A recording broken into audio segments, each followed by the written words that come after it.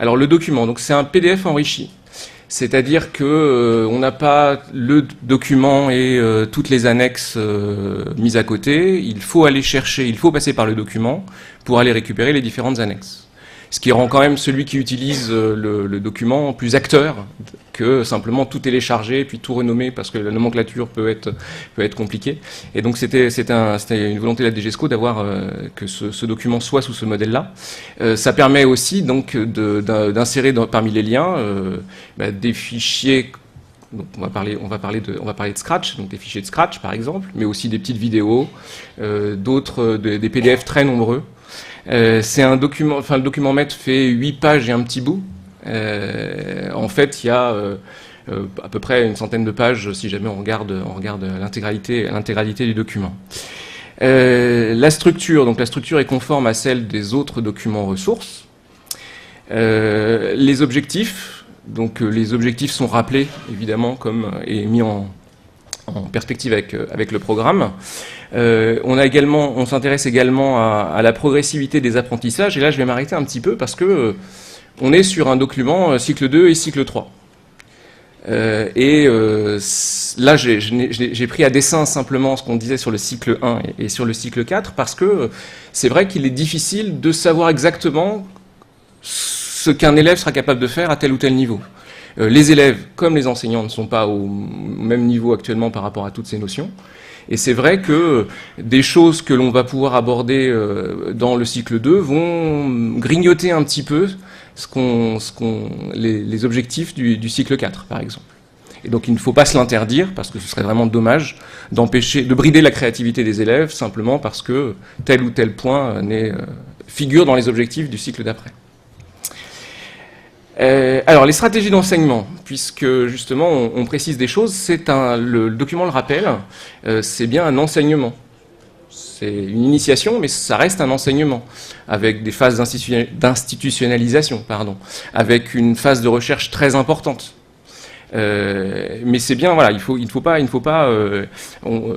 Olivier Huneau parlait des traces écrites tout à l'heure. C'est vrai que quand on a un programme qui tourne sur une tablette, quelle est la trace ?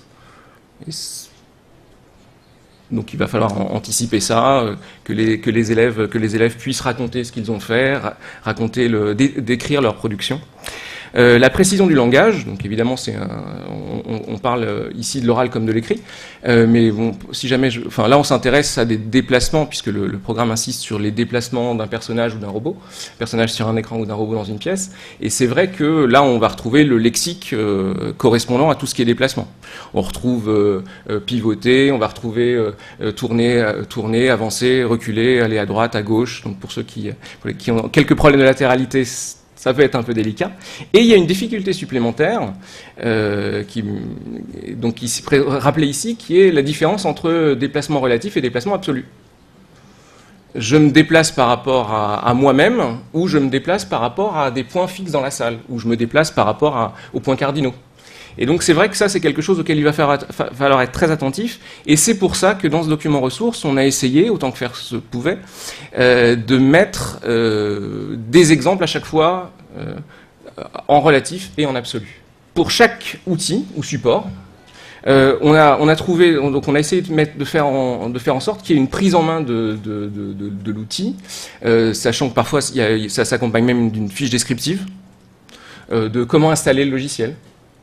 Des premières activités, plus ou moins détaillées, ça dépend des supports, et puis des pistes d'approfondissement, parce que voilà, vous allez, dans ce domaine comme dans bien d'autres, la différenciation prend tout son sens. Alors, outils et supports, j'en parlais, on en a choisi énormément en fait. Pourquoi ? Parce que les équipements des salles, des écoles sont très, très diverses.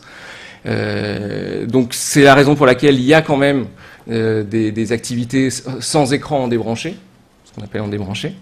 Les robots, parce que il peut être plus facile pour une commune, pour une municipalité d'investir dans des petits robots plutôt que d'équiper en ordinateur ou en tablette. Ça c'est indéniable. 2 sites internet qui présentent quand même des idées intéressantes et des exemples de progressivité par rapport à tous ces sujets.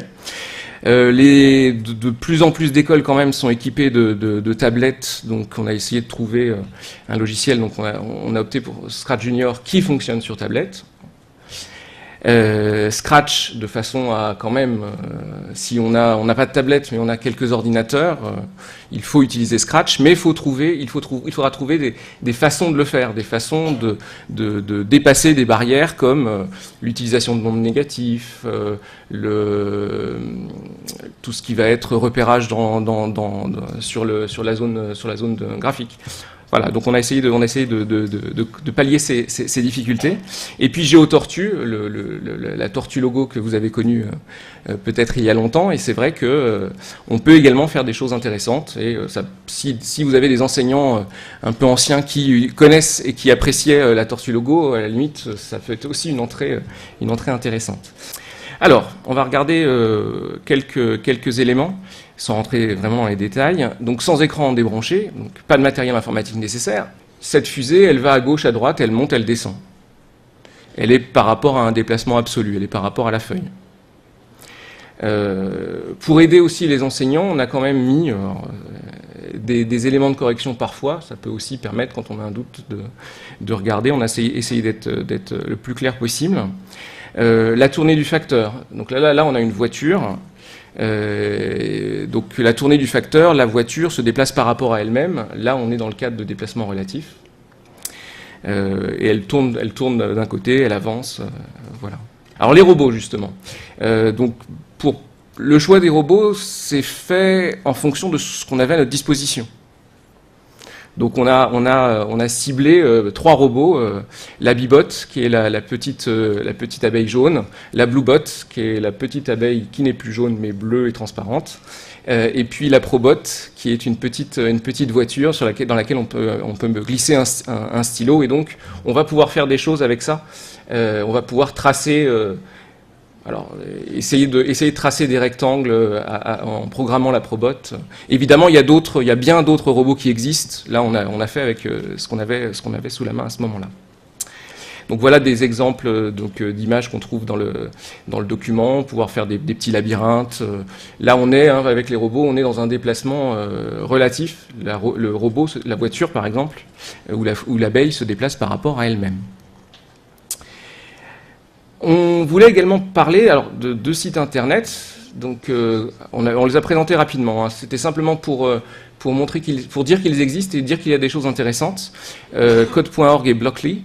Donc sachant que ce sont des sites qui sont, il y a des sponsors privés derrière tout cela, donc il faut quand même mettre ça en perspective. On trouve la Reine des Neiges parce que Disney a donné de l'argent pour qu'on trouve la Reine des Neiges. Ça n'est pas chouette, on retrouve la Reine des Neiges. Mais c'est quand même très bien pensé en termes de progressivité. Il y a énormément il y a beaucoup de professeurs de collège qui ont, avant de se lancer sur Scratch, ont par exemple commencé avec Code.org. Alors, Scratch Junior sur les tablettes, je le disais tout à l'heure, c'est un premier pas vers Scratch, qui sera utilisé au cycle 4. C'est accessible dès le début du cycle 2, il n'y a pas de problème. Ça permet aux élèves d'exprimer leur créativité et ça permet justement d'enrichir le travail qu'on fait, qui est un travail mathématique, par d'autres types de travaux et de réflexions sur le fait que l'élève raconte une petite histoire, faire exprimer laisser les élèves exprimer leur créativité. Donc c'est vraiment quelque chose sur lequel il va falloir s'appuyer. Donc là, j'ai simplement pris quelques extraits. Donc il y a plusieurs types de choses qui sont proposées, des petites vidéos qui sont proposées aussi, des exemples. On a quand même mis une fiche descriptive parce que, donc là je l'ai tronqué à dessin pour que vous puissiez apercevoir quelque chose. Parce que bon, c'est vrai que c'était intéressant que l'enseignant puisse avoir tout sous la main à ce moment-là. Des exemples de prise en main. Donc des exemples de prise en main, là, ce sont des productions d'élèves, des copies d'écran d'élèves. Les élèves, donc c'était des élèves de CE1, me semble-t-il, ont inventé des petites histoires. Ils découvraient la tablette, le logiciel, et ils ont réussi à inventer des petites histoires en 1 heure de temps. Avec un professeur uniquement dans la salle. Et c'était l'occasion après, ça peut être l'occasion, c'est ce que dit le document ressources, de montrer les productions d'un élève. Et puis, enfin, les élèves cherchent dans leur coin, seuls ou en groupe, à faire des petites animations. Et puis ensuite, on en discute. Et on essaye éventuellement de refaire la même chose. Ça peut être aussi intéressant. Après Scratch Junior, Scratch, toujours dans l'esprit d'aller vers le cycle 4. Alors là, on a quand même voulu être très complet. C'est la partie qui sans doute est la plus longue. Il y a des vidéos qui ont été faites, qui ont été réalisées de façon, des petites capsules vidéo de 3 minutes maximum, de façon à ce qu'un enseignant puisse voir des petits tutoriels vidéo pour changer un fond d'écran, changer la couleur d'un costume, changer le lutin, créer des blocs. Personnalisé. Enfin voilà, c'est vrai qu'il y a eu énormément de travail fait par les collègues enseignants qui participaient à ce groupe. Et puis bon, évidemment des premières activités avec, comme je le disais tout à l'heure, des fichiers à télécharger, puisque ce document nous le permet.